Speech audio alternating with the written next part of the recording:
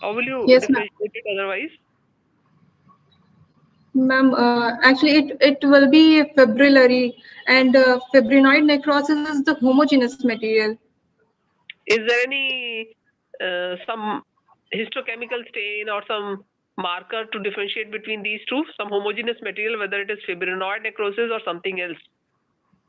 Ma'am, You know, there are this some okay. special stains for fibrosis, ma'am, like reticulin stain. A reticulin for fibrosis.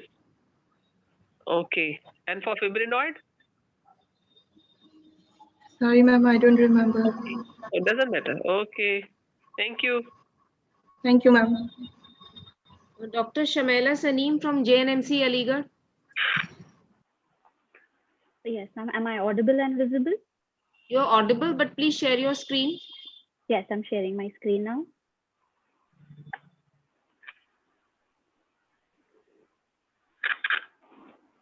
Should I start? Yes. A very good evening to respected teachers, seniors, and dear colleagues.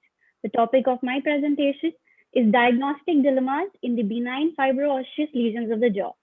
My name is Dr. Shamaila. I'm a junior resident in the Department of Pathology, JNMC, and I'm doing my study under Professor Nishat ma'am, who is a professor in the same department. Now, what is our main concern with this study? All benign fibroosseous lesions of the jaw are composed of two basic components, that is, blind spindle cells and bony material in varying amounts. Microscopically, fibroosseous lesions have overlapping microscopic features, but accurate diagnosis is necessary for proper treatment and an informative prognosis. Some of the common benign fibroosseous lesions of the jaw include ossifying fibroma, fibrous dysplasia, and cemento-osseous dysplasia. Ossifying fibroma is further classified into cemento-ossifying fibroma, juvenile sumatoid ossifying fibroma, and juvenile trabecular ossifying fibroma.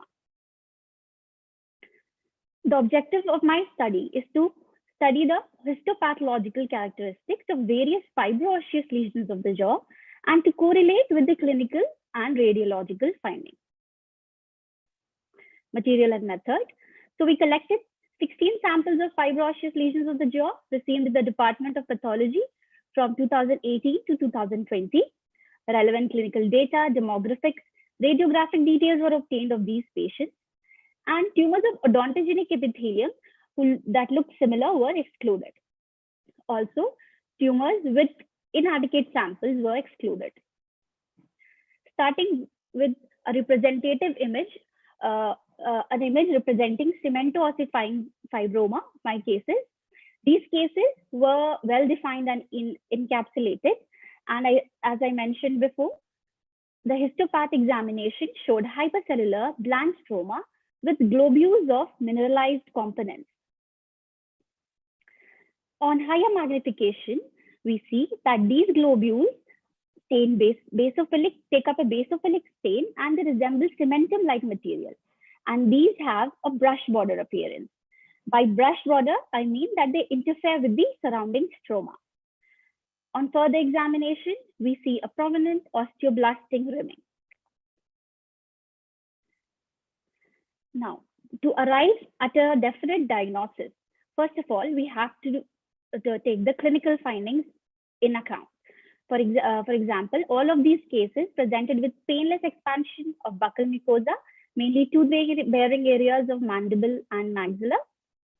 The radiological findings were mostly well-defined expansile radiolucent lesions, and the microcharacteristics showed encapsulated lesions, cementum-like material with brush border, and osteoblastic ribbing. Only after proper correlation of all these three did we arrive at the diagnosis of cemento-ossifying fibroma.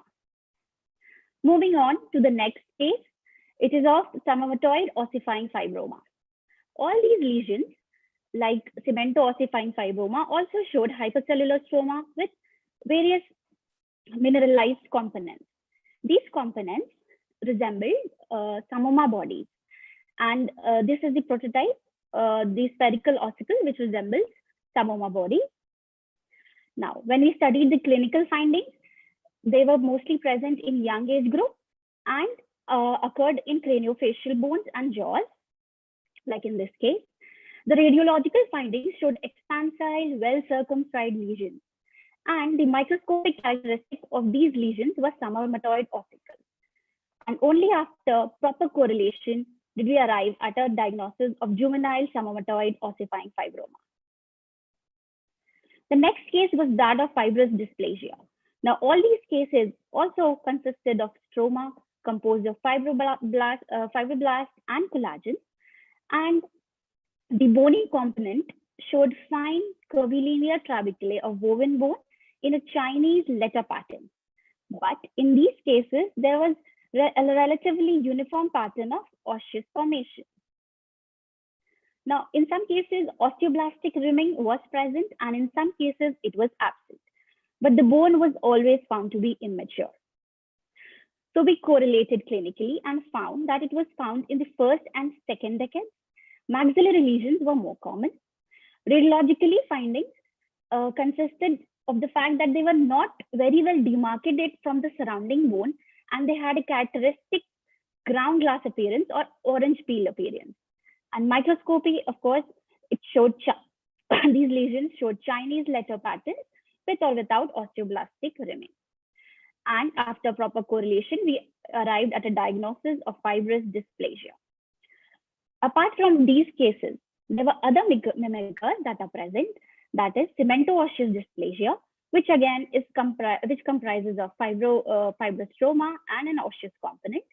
Now we have to remember that this is a benign reactive process, and the mineralized component is made of woven, lamellar, osteoid, and cementum-like material, and it may be vascular. Now, in these cases, the clinical finding includes only middle-aged females, and the lesion is found in tooth-bearing areas.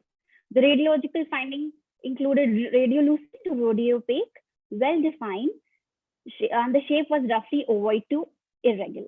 The histopathological characteristic was the lack of osteoblastic rimming and vascular components. And after correlating, the diagnosis of cemento-osseous dysplasia could be made. Now, moving on to the most important aspect. Things get scary when a malignancy comes up, mimicking benign lesions.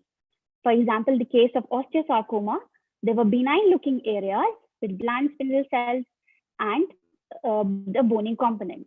So we have to carefully look for high-grade spindle cells among irregularly lacy type osteoids to rule out, to search for this area to make a diagnosis of osteosarcoma apart from radiological findings. Dr. Samin, your time is up. Please conclude. So I have to conclude with the fact that all these lesions look the same, but they have various treatment protocols which differ. For example, in cases of cemento-ossifying fibroma, it's a destructive lesion, so a surgical excision is required. A juvenile summermatoid ossifying fibroma is aggressive. Surgical excision is required. Cemento-osseous dysplasia is only a reactive process and requires only monitoring, and osteosarcoma is obviously requires surgery and chemotherapy. These are my differences. Thank you.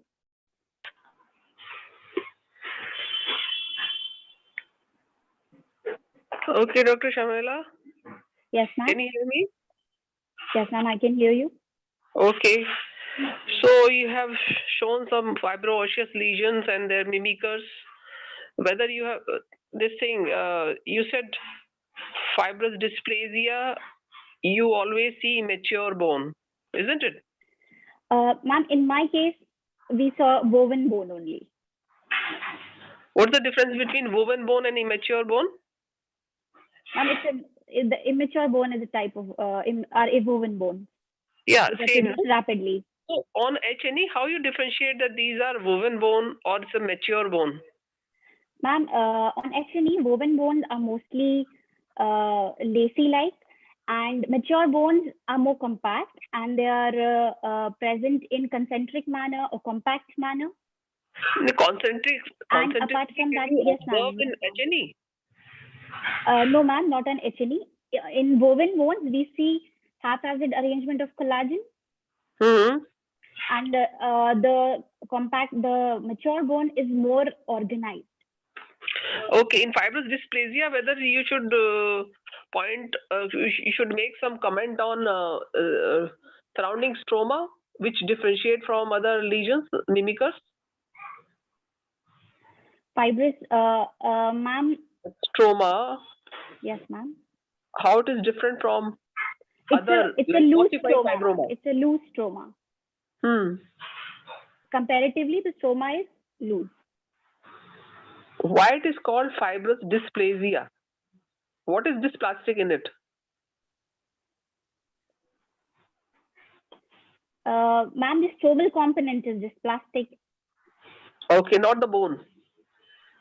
And no, ma'am, we have bony in these cases, we have the bone is replaced by the fiber. Okay, and one more question: this cementum, how it is different from bone?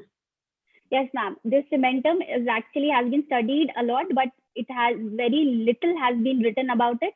But basically, they differ in chemical composition.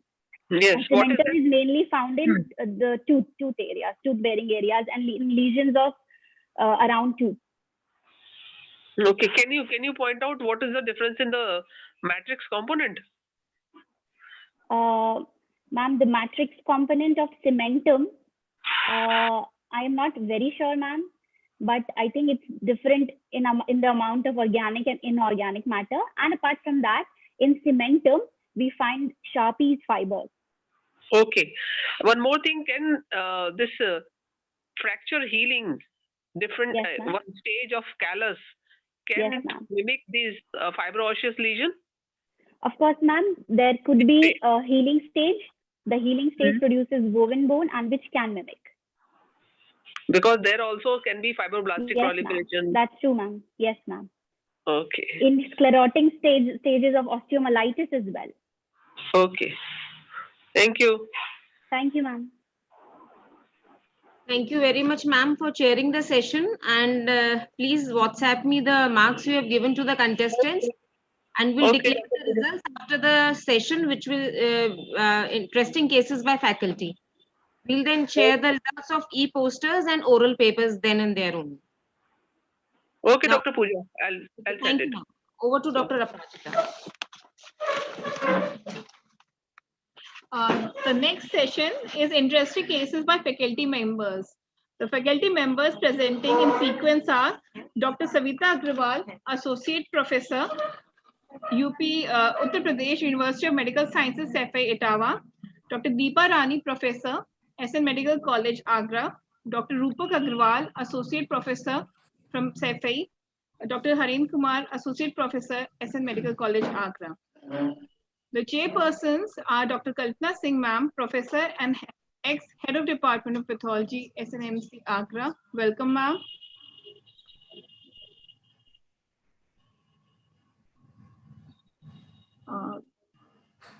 Kalpana, ma'am, can you hear us? कल्पना नाम से login नहीं है, किसी ने किया अभी तक.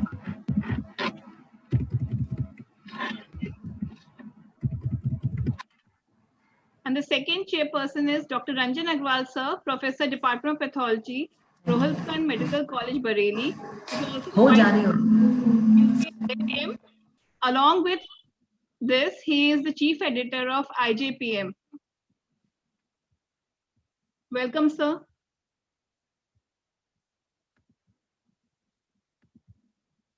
Unmute कर लीजिए. Yes. Yeah, a very good evening, everybody. Yeah, over to you, sir. Yeah. I think you have already introduced our speakers, so we can start with Dr. Savita, or is it Dr. Deepa who will be taking over?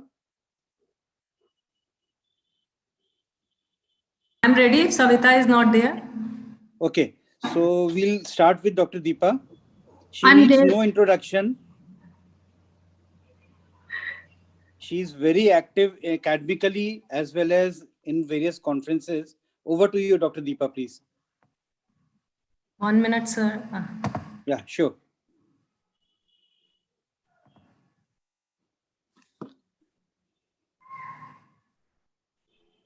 Is my screen visible?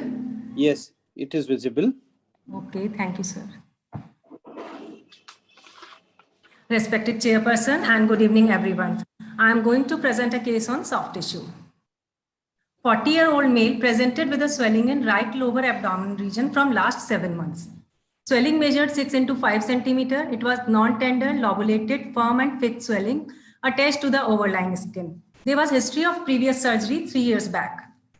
This is the clinical picture of the patient. We can see swelling in right lower abdomen. It is a lobulated swelling attached to the overlying skin. We can also see a scar mark. CT scan revealed a homogeneously enhancing, well-circumscribed mass in the subcutaneous region of the right lower abdominal wall. FNAC was done and the smears revealed dispersed cell as well as cellular fragment. On high power view, we can see oval to spindle-shaped cells showing mild pleomorphism. The cells have finely granular chromatin, inconspicuous nucleoli, and indistinct cytoplasm. Mitotic figure is also seen. This is the high power view. We can see cellular cluster, oval to spindle-shaped cells embedded in a collagenous background matrix. And we can see the cells are seen radiating from the center. So our differentials in this case include a variety of spindle cell neoplasm. These could be benign. It can be BFH, schwannoma, neurofibroma, cutaneous leiomyoma, spindle cell lipoma. It could be intermediate grade spindle cell neoplasm, that is fibromatosis or DFSP. It could be low grade sarcoma, that is low grade fibrosarcoma. Now I will be discussing one differential each. So our first differential is fibrous histiocytoma. It is usually of a small size. It has low cellularity. Inflammatory cells, giant cells of Toton type, and siderophages are frequently noted. This is the aspirate from benign fibrous histiocytoma. We can see in this case, we have very low cellularity in benign fibrous histiocytoma. Schwannoma usually occurs in adults on limbs, head and neck. This sharp, sometimes radiating pain on needling. Aspirates usually consist of numerous tissue fragments, rarely single cells, elongated wavy nuclei with pointed ends and nuclear palisading. This is the FNAC finding of schwannoma. Predominantly, cellular clusters are seen. We can see these spindle-shaped cells embedded in a neurofibrillary background and nuclear palisading is frequently noted. Another differential is neurofibroma. It usually have very low cellularity, myxoid background, dispersed cells more common than tumor fragment. This is the aspirate from neurofibroma. We can see it has a very low cellularity. Neurofibroma consists of 3 types of cells: Schwann cells, perineurial cells, and fibroblasts. And they are embedded in a neurofibrillary background. Another differential could be spindle cell lipoma, but it usually occurs in subcutaneous tissue tumor of middle-aged man. Sites are neck, upper back, and shoulders. Microscopically, it consists of bundles or fascicles of uniform spindle cells in a myxoid background matrix. Eosinophilic hyaline collagen fibers and mast cells are often seen. We can see spindle-shaped cells embedded in a myxoid background matrix. Adipose tissue is also noted. On low power, even a mast cell can be recognized. This is the high power view. We can see a mast cell. Another differential could be nodular fasciitis.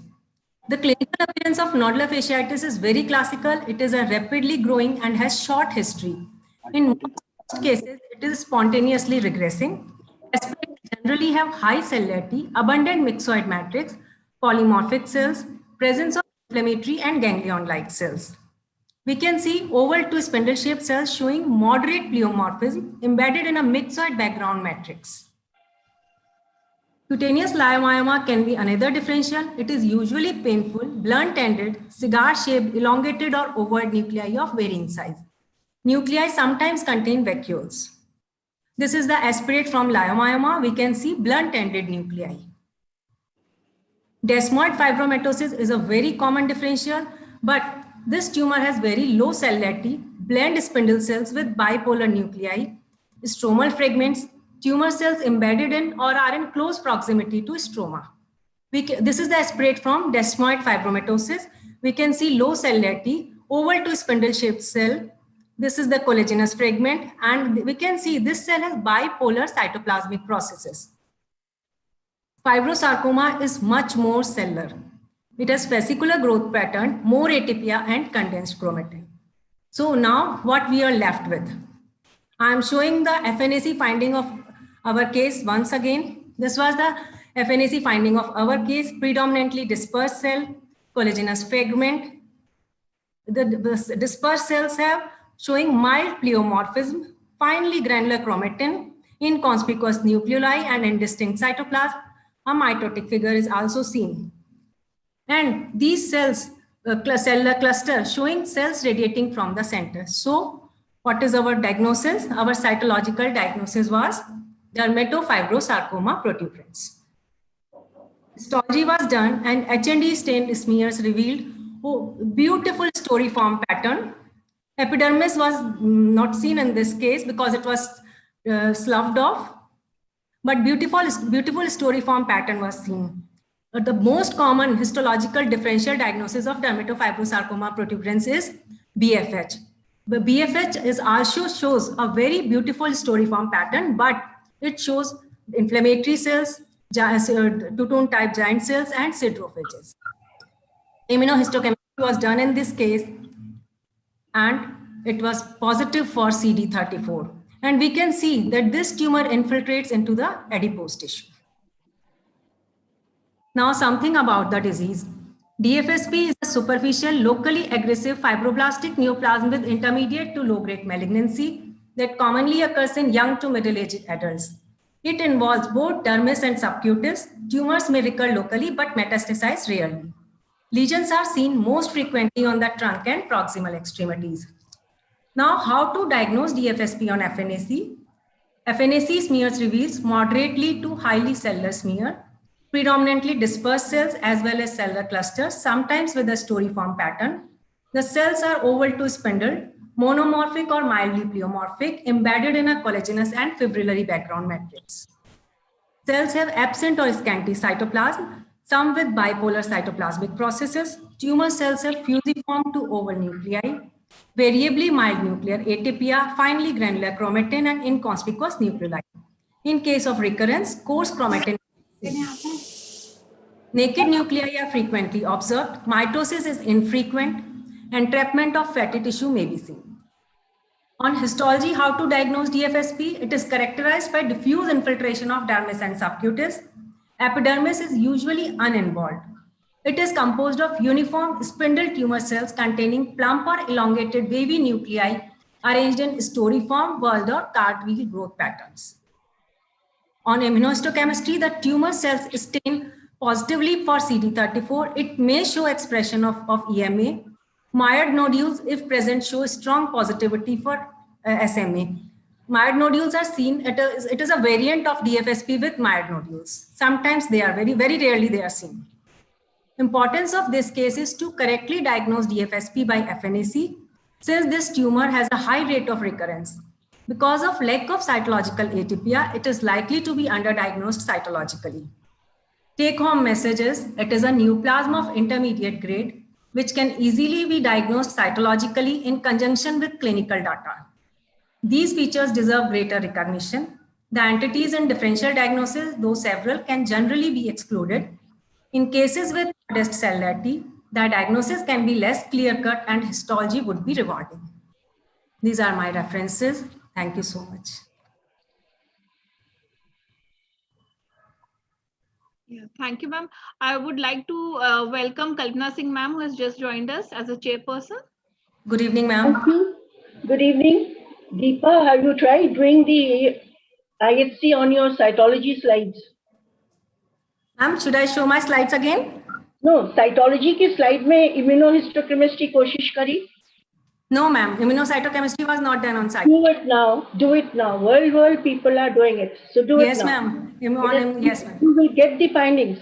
You yes, have to just start it. Otherwise, it was a good presentation. Ranjan, आप कुछ नहीं बोलेंगे? You can say something if you want. आप unmute करो. अच्छा, मैं करूँ तो आप नहीं कर सकते हो, I presume. How are you, ma'am? I'm fine, thank you. A nice presentation, Dr. Deepa. Thank you, sir. Yeah. So we can have the next case, ma'am, if you permit. Yes, we can. So is Dr. Savita now online? Is she here? Yes, sir. I'm.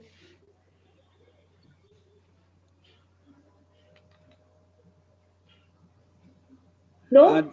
In the meantime, Dr. Deepa, there is a question for you. Could you identify, Dr. Deepa?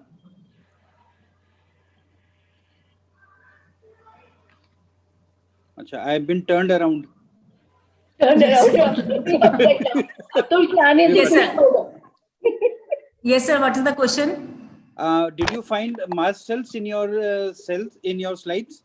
Myoid nodules. Mast cells. No mast cell was seen in my case. I was showing differential. It was is shown in picture of spindle cell lipoma. Okay. I discussed it in differential diagnosis. Yeah, there was a question like related to it. Okay. No mast cell was seen in our case. Dr. Savita, over to you now. Yes, sir. PowerPoint. My PPT visible and my voice is audible. PowerPoint open कर लीजिए. Presentation आपको ये नीचे, हाँ yes ma'am, click कर दीजिए. Yes ma'am, slide शुरू कर दीजिए.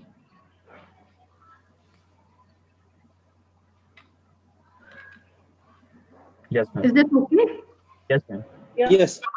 So, a very good afternoon to my respected teachers, senior faculties, colleagues, and residents. And thank you, organizers, for giving me this opportunity. With this, I proceed to my case. So, this patient was a 25-year-old female who presented to neuro-OPD with chief complaints of headache, vomiting, and imbalance during walking. CCT was performed that showed a lesion in right cerebellar hemisphere. It was largely cystic and had a small mural nodule that was contrast enhancing, and the cyst wall was not enhancing. So the lesion was quite big and patient was symptomatic, and hence the lesion was excised and sent for histopathological examination, which showed this histomorphology. So as we can see in these pictures, so this is a scanner view that shows a lesion which is lying close to a normal appearing brain parenchyma, which can be identified as cerebellum because of the presence of this granular layer. On lobar examination, this is the lesion which is not encapsulated and it is separated from the adjacent cerebellar tissue by a rim of pyloid gliosis, which is characterized by dense fibrillary background and numerous rosenthal fibers. On lobar examination, we can see that there is variable cellularity of the lesion, where on the side, right-hand side, tumor is quite cellular, and on left-hand side, tumor is pauci or hypocellular, with presence of numerous dilated vascular channels or cystic spaces looking like lymphangiectasia. On high power view, we can see there are two important components of this lesion. One is this vascular component, and another is this surrounding these vascular component. We have these large cells with abundant cytoplasm. I have marked these vascular component with the arrows, so they are of variable shape and sizes. On high power examination, we can see these tumor cells have abundant cytoplasm, which is clear or eosinophilic or even foamy, or foamy, and cytoplasmic vacuolization can be clearly seen. And the nuclei are round or oval or at places slightly reniform. Some larger nuclei with hyperchromatic nuclei can be seen, but nucleoli is inconspicuous. Overall, the tumor is very mildly pleomorphic. There are no mitotic activities or necrosis. So coming to vascular spaces, we can see they are numerous and they are lined almost back to back. They are thin walled and are lined by flattened two plump endothelial cells. Again, numerous back to back blood vessels. Here and there scattered were few mast cells that can be seen here also in this picture. Reticulin stain was applied and it showed reticulin fiber around the blood vessels and reticulin fibers around small group of tumor cells or even individual cells. So considering the presence of numerous blood vessels and tumor cells with large tumor cells with abundant cytoplasm following differential diagnosis were considered. So first is capillary hemangioblastoma, the lesion which shows very prominent vascular component, and then the stromal cells with foamy or vacuolated cytoplasm. However, this lesion never shows mitosis or necrosis, but atypia at times can be seen, especially in very cellular lesions. But that is not of very much significance. And the tumor shows positivity on immunohistochemistry for inhibin alpha S100 and NSE, but the Ki67 index is very low. Another possibility was that of angiomatous meningioma, because this entity also shows numerous vascular channels accounting for more than 50% of the tumor. So it was also considered, in addition to the vascular component, this tumor also shows classic meningothelial differentiation, which is characterized by presence of syncytial cells with ill-defined cell membranes, eosinophilic cytoplasm, intranuclear pseudo-inclusions, lobulated architecture, and presence of meningothelial walls. So at least focally, these features are seen in angiomatous meningioma also. And very important point to note is that the blood vessels in case of angiomatous meningioma are not very thin walled. In fact, they are like hyalinized blood vessels. And this tumor shows positivity for EMA-CK-PR, that is progesterone receptor, and Ki67 is again low in this case. Next possibility is that of metastatic clear cell renal cell carcinoma, which shows alveolar or tubulocystic pattern of cellular arrangement with classic chicken wire vasculature. Atypia, mitosis, and necrosis are commonly seen in this entity.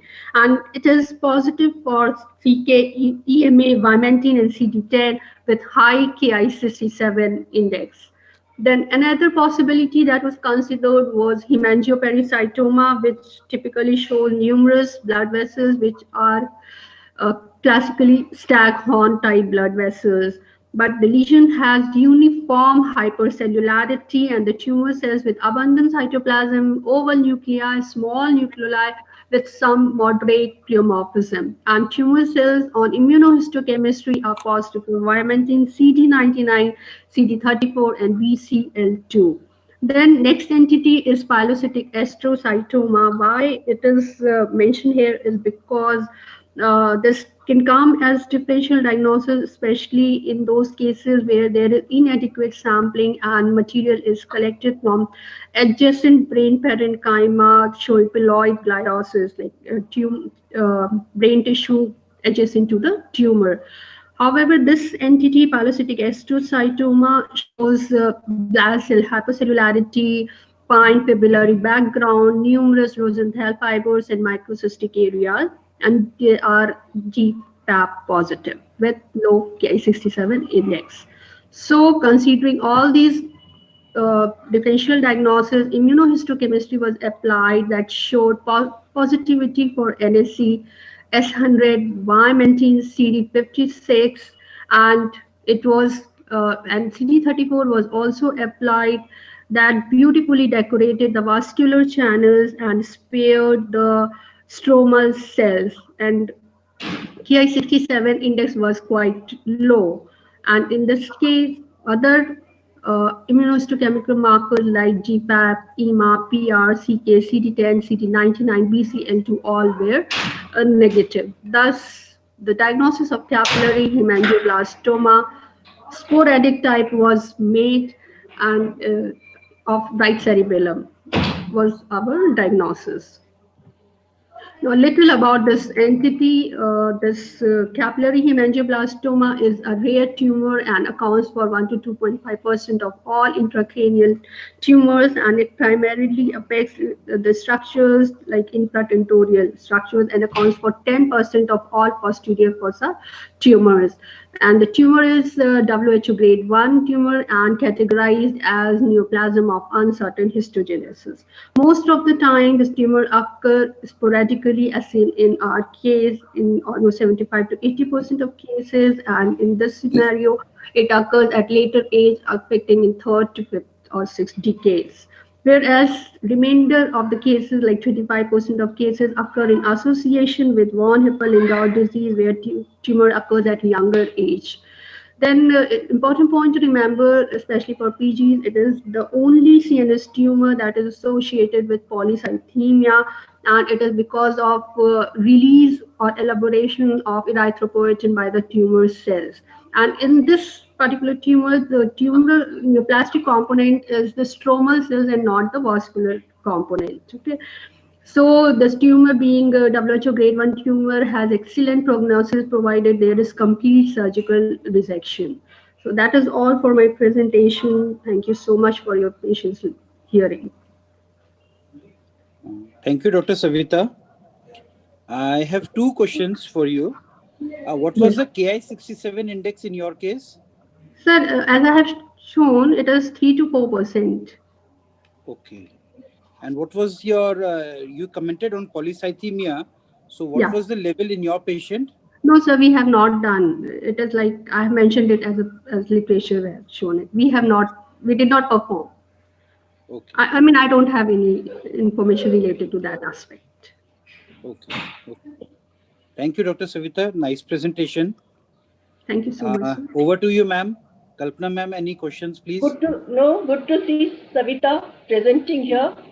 Thank you, ma'am. Good work. Hello. Thank you so much, ma'am. Somebody had asked a question, what were our histological presentation to give this diagnosis? Histology mein humne kya dekha? Some Dr. Vineet had asked. Okay, this tumor has two important components. One is presence of thin-walled vascular channels, which are surrounded by tumor cells, which are large and have abundant cytoplasm. And the cytoplasm typically is foamy or vacuolated. At places, it can be clear and eosinophilic as well, but it is classically vacuolated or foamy cytoplasm. I hope it answers Dr. Vineet's query. So if there are no more questions, we proceed to the next person.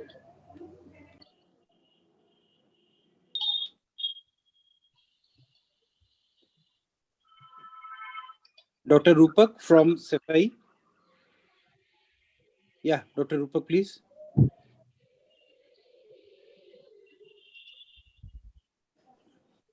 Sir, I'm audible, sir?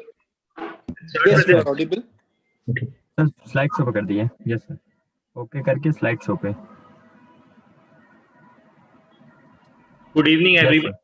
So I am presenting a very rare case report. It is extraskeletal myxoid chondrosarcoma of the right hand.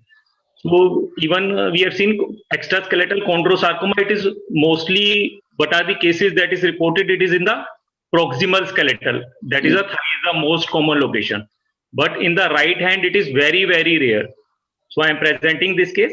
So I am Dr. Rupak Agrawal, Associate Professor from CEPI.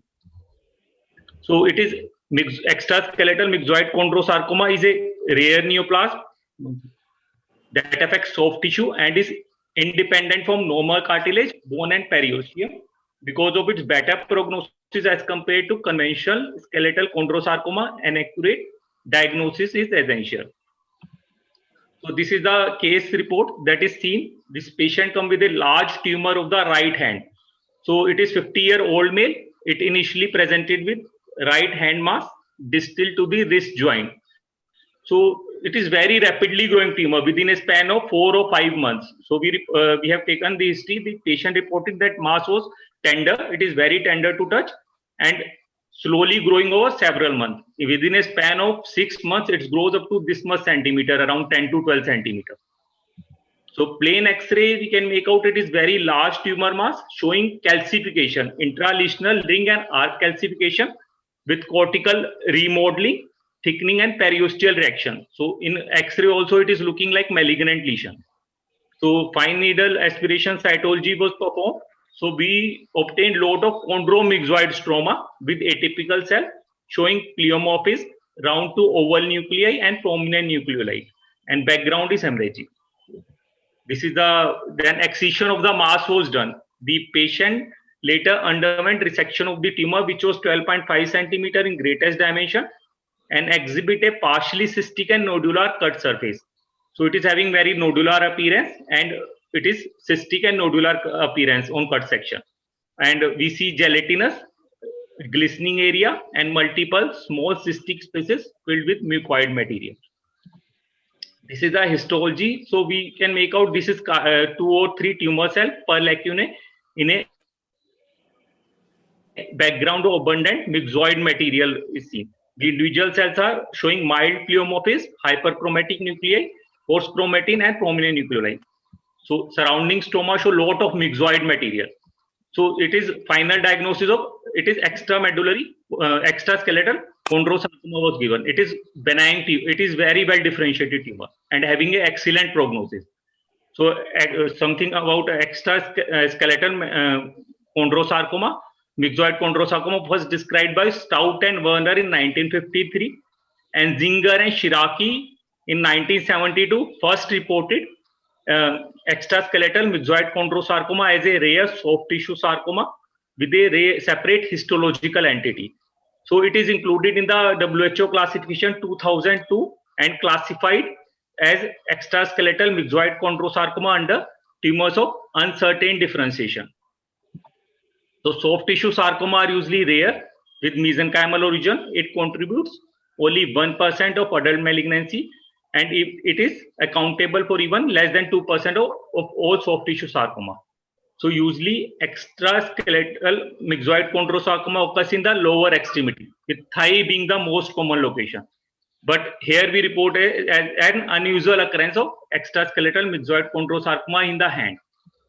So this is the conclusion. So it is very rare, low grade soft tissue sarcoma of chondroblastic origin. It comprises strand and cords of oval to spindle cell embedded in myxoid stroma. So differential diagnosis of this entity may include mucous liposarcoma and soft tissue myxomas. So treatment is wide local excision with or without radiation is the preferred modality of the treatment due to its efficacy. So its extraskeletal myxoid chondrosarcoma of the hand is a rare tumor which should be considered in differential diagnosis when encountering a myxoid soft tissue neoplasm. So therefore, histopathological correlation may be necessary in establishing a more definitive diagnosis, which may ultimately lead to a more targeted and specific treatment to the patient. These are my references to extraskeletal soft tissue sarcoma. Thank you, Dr. Rupak, for a presentation.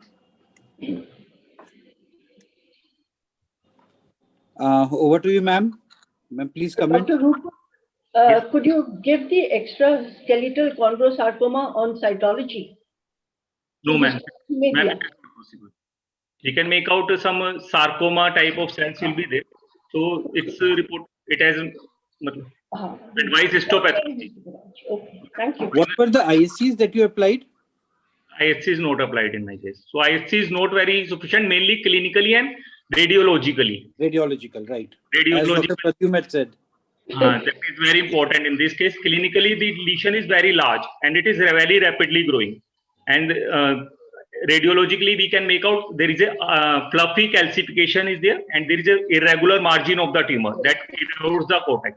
And histologically, we can make out at the growing edge of the tumor, there are some pleomorphic cells are there. So that are binucleate chondrocytes. So that is helpful in making the diagnosis of well-differentiated chondrocytes. Okay, fine. Thank you. I think we can have the last speaker now. Yes. Dr. Harendra. Thank you, Dr. The main organizing secretary. Dr. Dr. Harendra, please.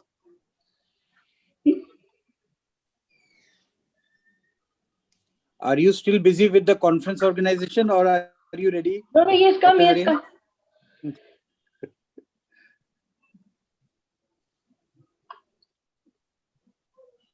No audio. Sir, we are not getting any audio from your end.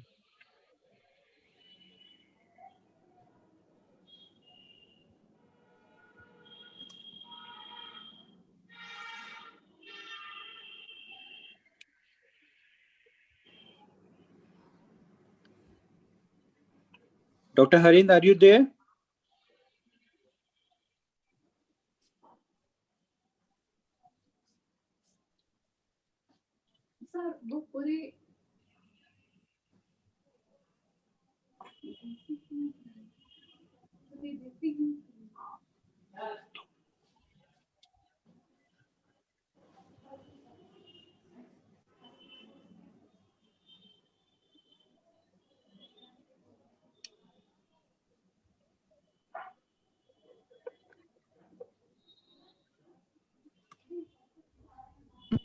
Sir आपकी आवाज नहीं आ रही है।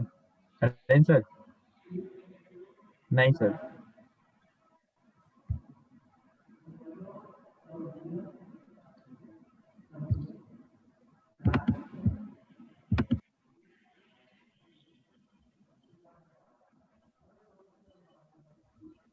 Sir आप phone से login कर लिए, presentation इससे कर दीजिए। ऑडियो फोन से दे दिए और प्रेजेंटेशन लैपटॉप से चला दिए।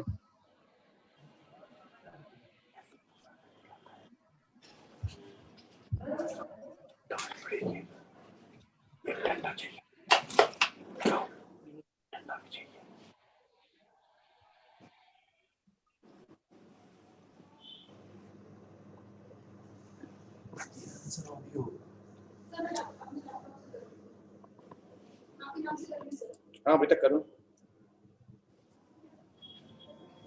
Yeah, good evening, Dr. Harind. हाँ रिजल्ट अनाउंस करो।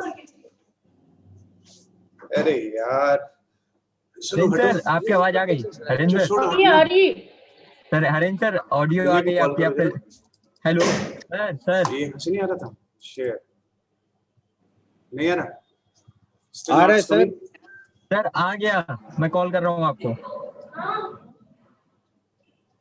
सर स्टार्ट कर दिए। आवाज आ रही है? आ गई आवाज भी आ गई और ये स्लाइड शो पे कर दिया, फुल हो गया। ठीक है ओके आ रही है सर, स्टार्ट करिए। Welcome Dr. Harind. आप स्टार्ट करिए। Hello hello. Yes, you please start your presentation. बाहर देखो जरा।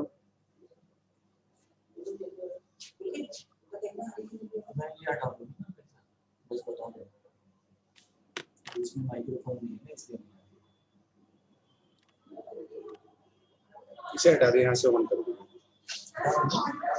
Hello hello.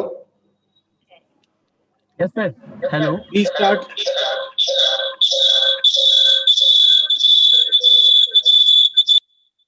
Okay, so I'll start my presentation. Can you hear? Yes sir, yes sir. Aryan?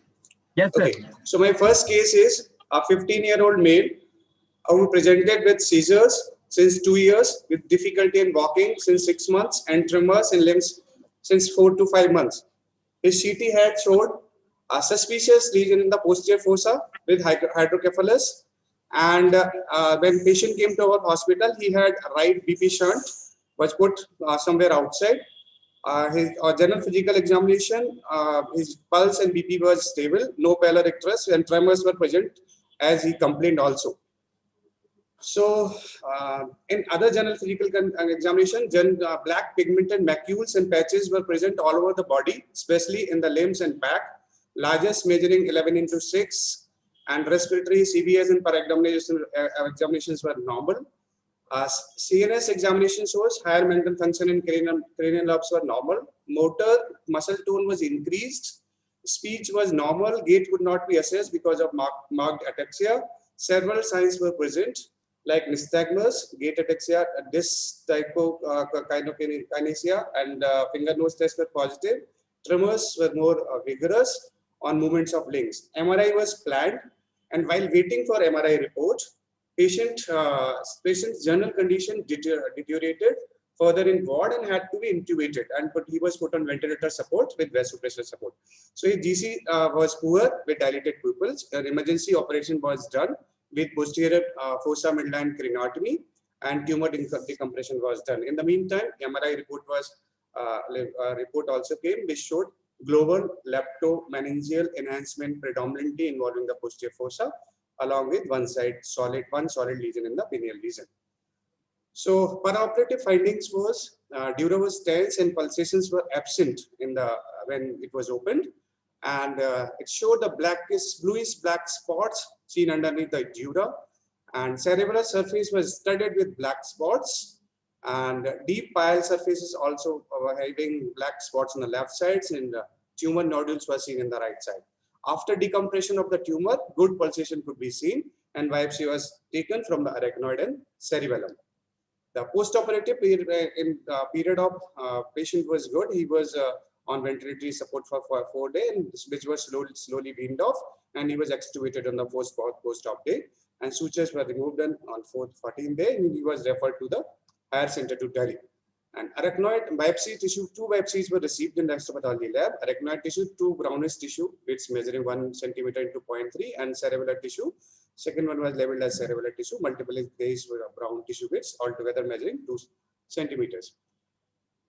Microscopic findings showed sheets of tumor cells, sheets, cords, and nests involving the cerebral surface, which have abundant eosinophilic cytoplasm, round to oval nuclei with minimal pleomorphism, and small eosinophilic nuclei were also seen. And cells have abundant melanin pigment within it, and the cells were seen within the Verco-Robin space. I request postgraduates to kindly text into the chat box what is the Verco-Robin space. Only PGs, please message in the text box what is Verco-Robin space. So cells were seen within the Verco-Robin space also. So we put the ISC, which was showing immunoreactivity for S100, and HME45 was positive, but Ki67 was very low. Proliferative index was very low. So diagnosis also kindly put in the chat box. Yeah, so it was diagnosed as diffuse melanocytosis, but still it was not a final diagnosis because we received a skin biopsy also from the 2 different sites, from 2 different lesions, which was suggestive of the congenital nevi. So final diagnosis now was brain biopsy was showing diffuse melanocytosis, and skin biopsy was showing congenital nevus, cutaneous nevus. So collectively, this condition is known as neurocutaneous melanosis. I'll go to discussion after discussing one more case, which I received. Okay. The further work of this case was done after the post-op period, like when it was discharged and it reported by us. And PET scan was done, which was suggestive of viable disease predominant to the posterior fossa, including surface of the bilateral cerebral spheres, vermis, quadrigeminal cistern, suprapineal cistern, and extension into the midbrain and pineal region. Increased uptake was also noted along with the cerebral sulci in the left parieto-occipital region. Low-grade uptake was seen in bilateral frontal and parietal lobes along with the atria of the bilateral ventricles, lateral ventricles. So we received, before going to discussion, I'll just discuss one more short case, which I received recently around 1 week back. So still, there's only provisional diagnosis available of this case. So, but most of you will probably agree with my provisional diagnosis. Let's see.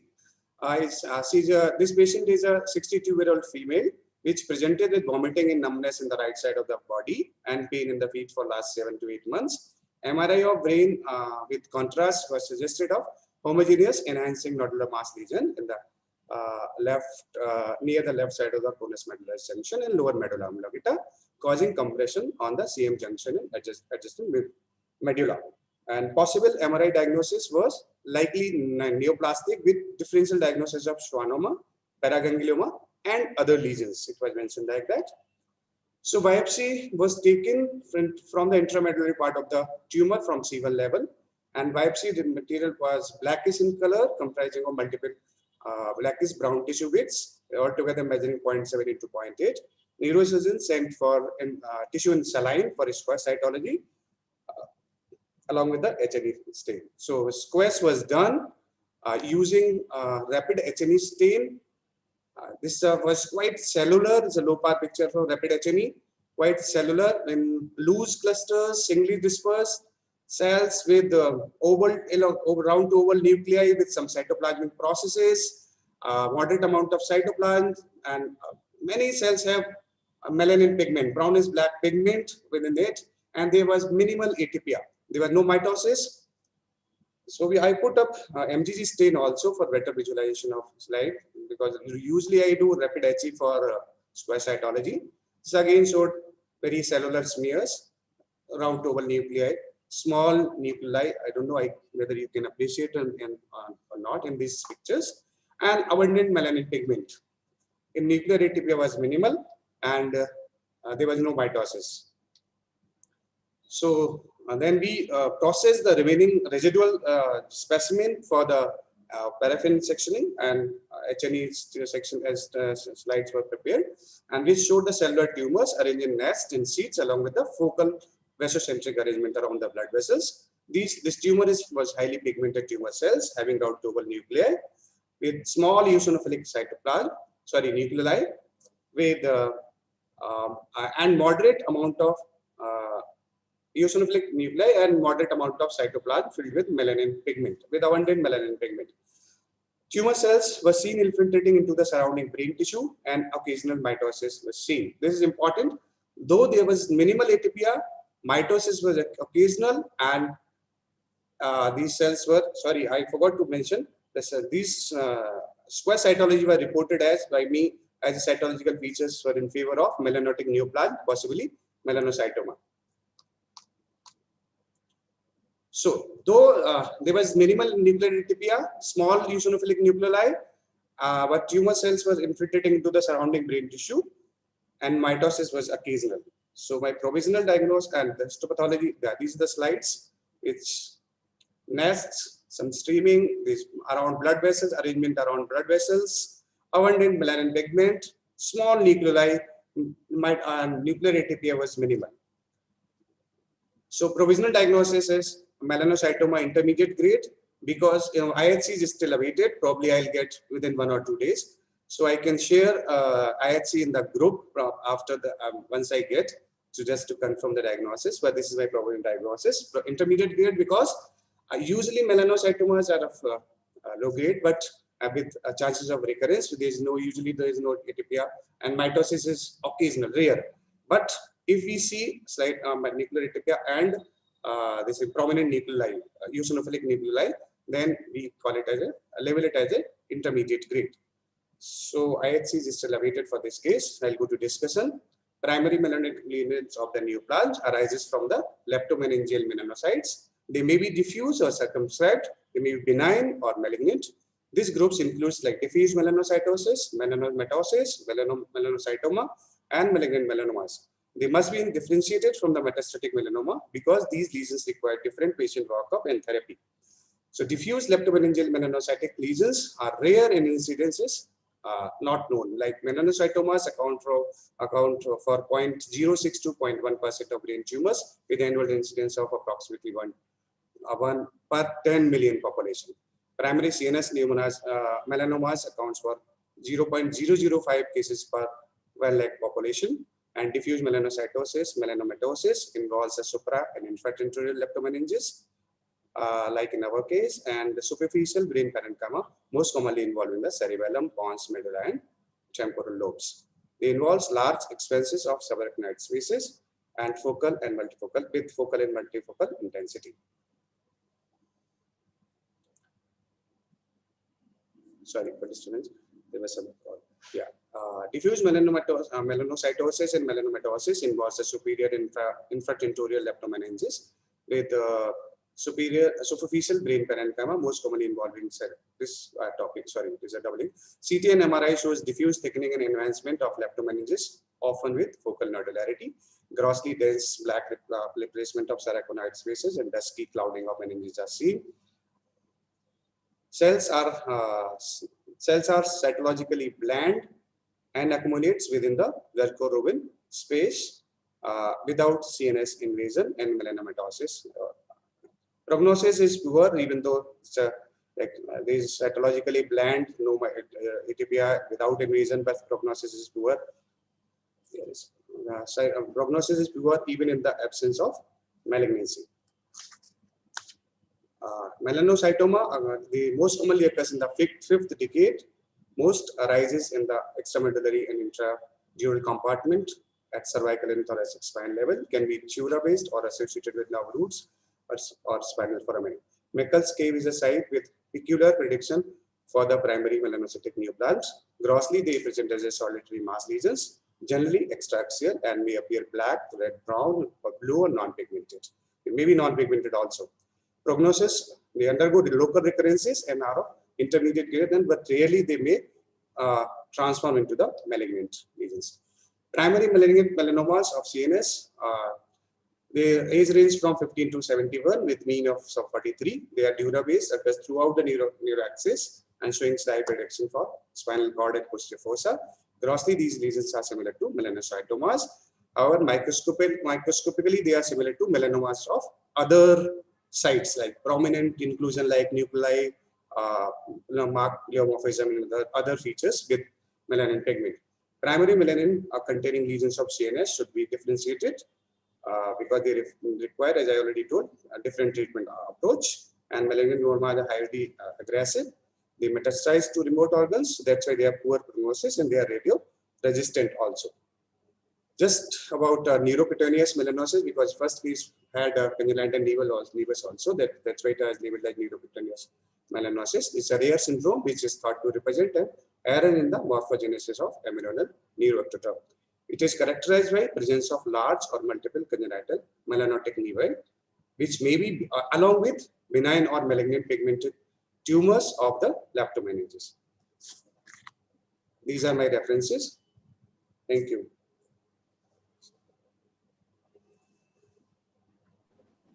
Thank you, Dr. Harin, for your presentation.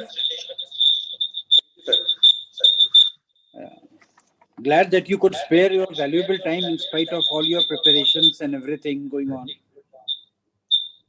A good organization. Actually, initially everything was in morning. I checked also. You have connected this, but I don't know what happened. Anyway. I think your phone is also connected. log out kar diye. Yeah, that's okay. Yes. I have disconnected, sir. I have disconnected my. Could be that's an echo there. Ma'am, would you comment something? Yeah, somebody has reported. Dr. Vineet has reported written Verco-Robin space around perforating vessels. Yes. Yes, it is spaces. It's a perivascular spaces. Which are pile-lined spaces containing interstitial fluid, and it's around the brain and around the perforating veins, the vessels of the brain. Many people have answered that. Kalpana ma'am, would you comment something? Hello. Is ma'am around?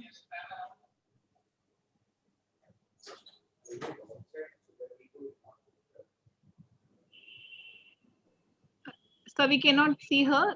So you can conclude the session. Yeah, thank you for a nice presentation by all the speakers. They have meticulously worked upon each and every case, including ISCs wherever required. So it was a great session, and rather the entire conference was great. So hats off to the organizers, to the organizing secretary, chairman, the chairperson, Dr. Rajni ma'am. And I congratulate each and everybody for a nice presentation and a good conference. Thank you. Thanks for making me a chairperson. Connected. Hello. Yes. Good evening, ma'am. Good evening. Thank you, Harin. I just wanted unmute. I cannot unmute because your person doesn't allow, but it was good. listening to you all. Thank you very much. Thank you, ma'am. Thank you. I invite the Honorary Secretary, UP Chapter IAPM, Dr. Pradyuman Singh Sir, for his closing remarks. He has guided us all the way in the preparation of the CME. Pradyuman Sir.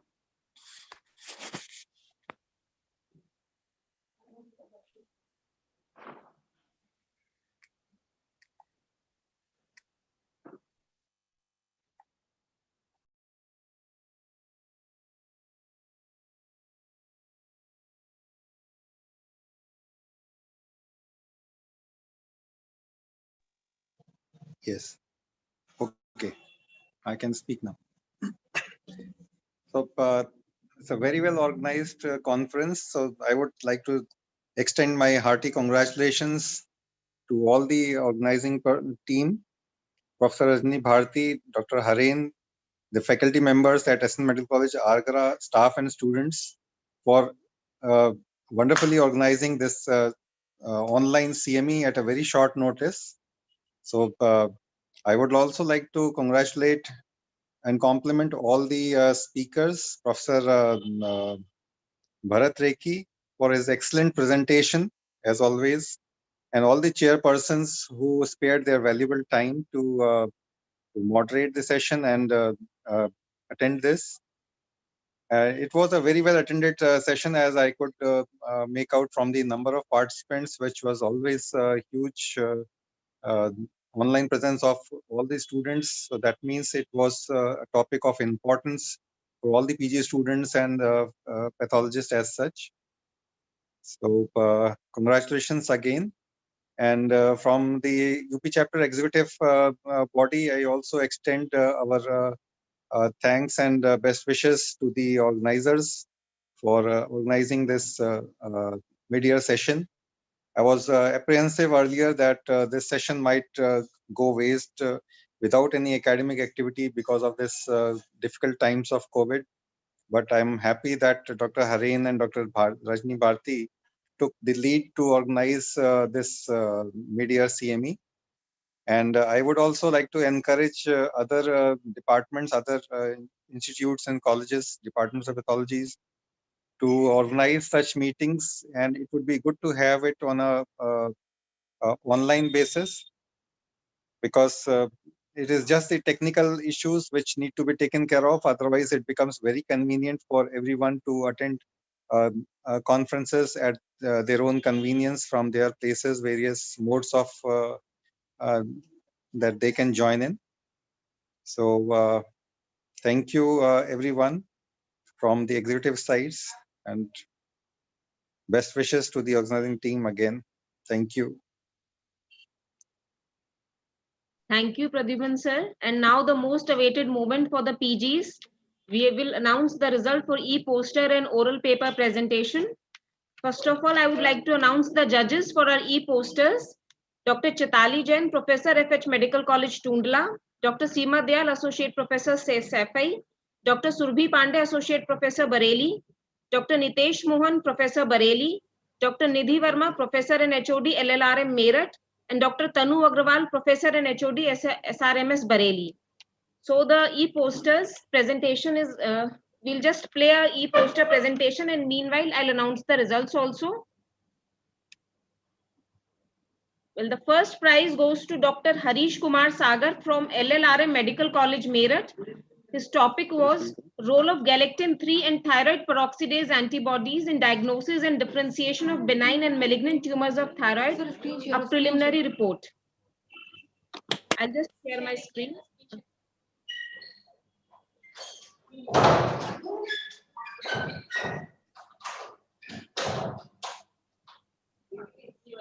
Yeah.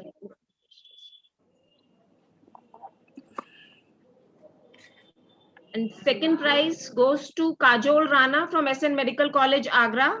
She presented a case report of epithelial myoepithelial carcinoma. And third prize is shared by two candidates, Dr. Seluja Maharajan from Nepal, angiomatoid fibrous histiocytoma, a case report and review of literature, and Dr. Sonal Tripathi All that is pink is not osteoid, a rare case of chondroblastoma maxilla.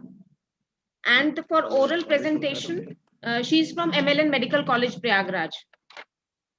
And for oral paper presentation, third prize goes to Dr. Diljit Kaur for GR Medical College, Gwalior. Second prize to Dr. Ritu Sonkar, SN Medical College, Agra. And first prize goes to Dr. Fatima Miraj, Jawaharlal Nehru Medical College, Aligarh Muslim University, Aligarh. A big congratulations to all of you. And now I request Dr. Harendra Kumar to please deliver vote of thanks.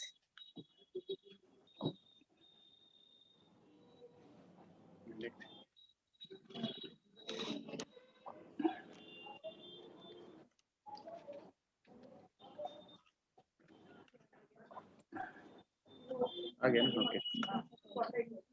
Good evening, everyone. First of all, I sincerely thank to Almighty God for helping us in this successful CME. There were many minor interference. Otherwise, it was good.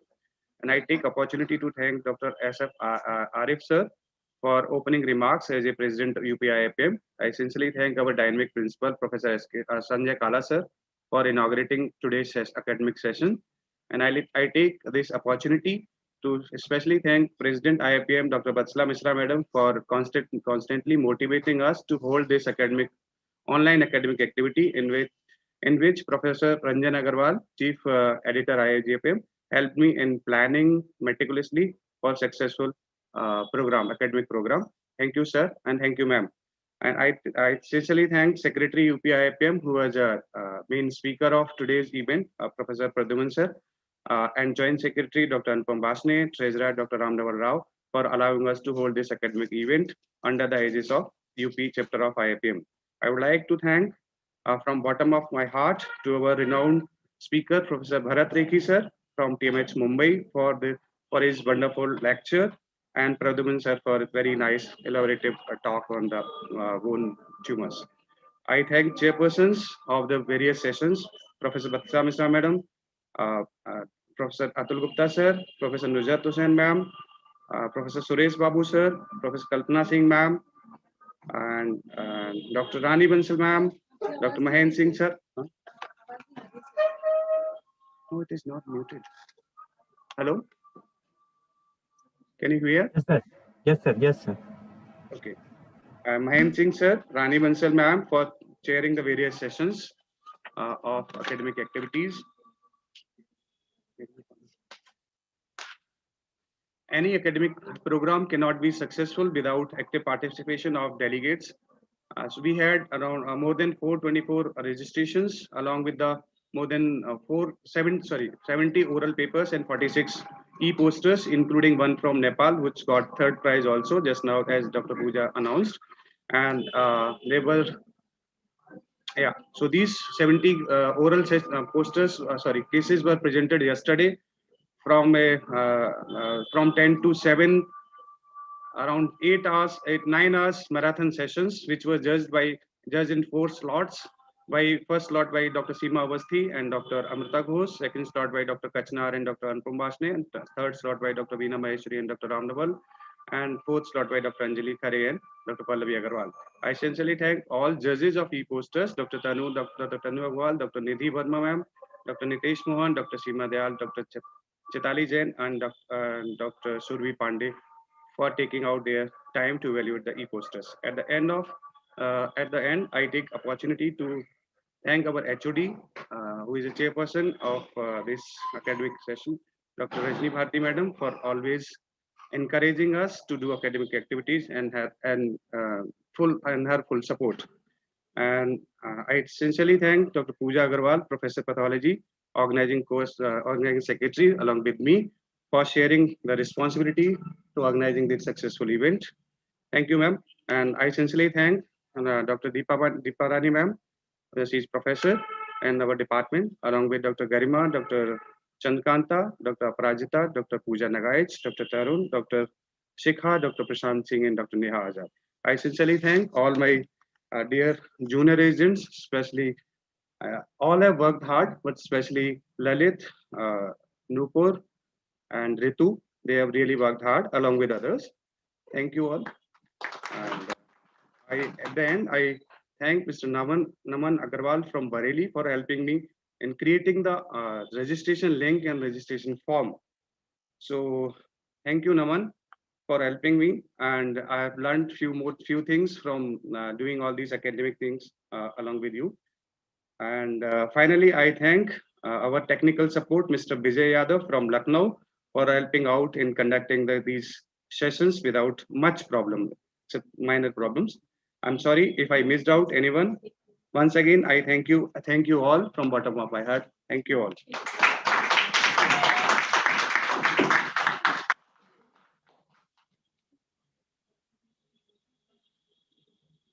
Pradyuman sir? Pradyuman sir is here.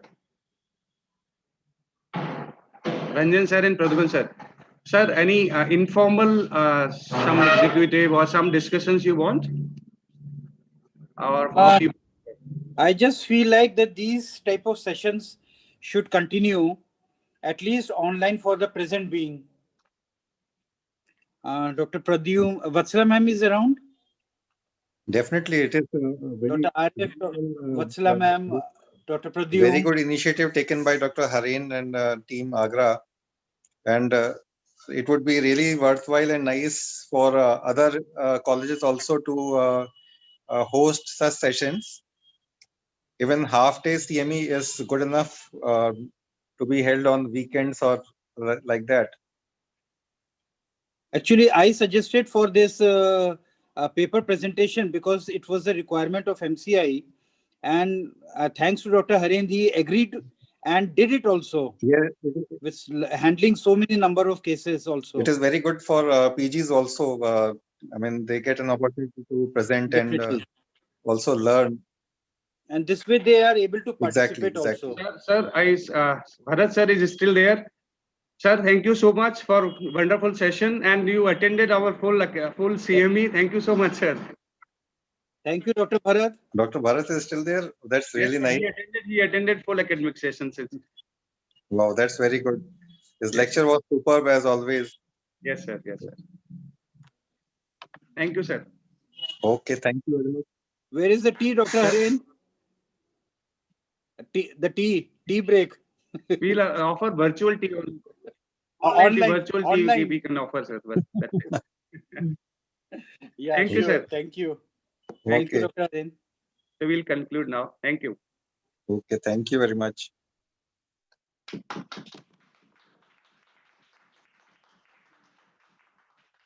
कर दें बात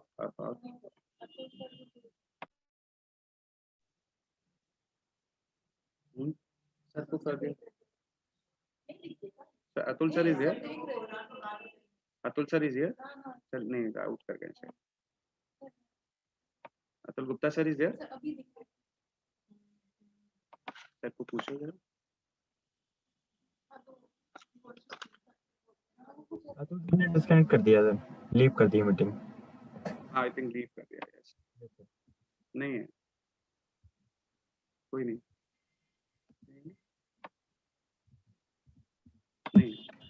thank you Vijay ji sir thank you sir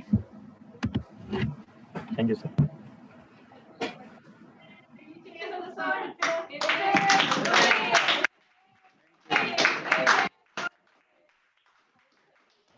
अरे यार मेरा तो last में वो मेरी टॉक ही अटकी जा एंड में ना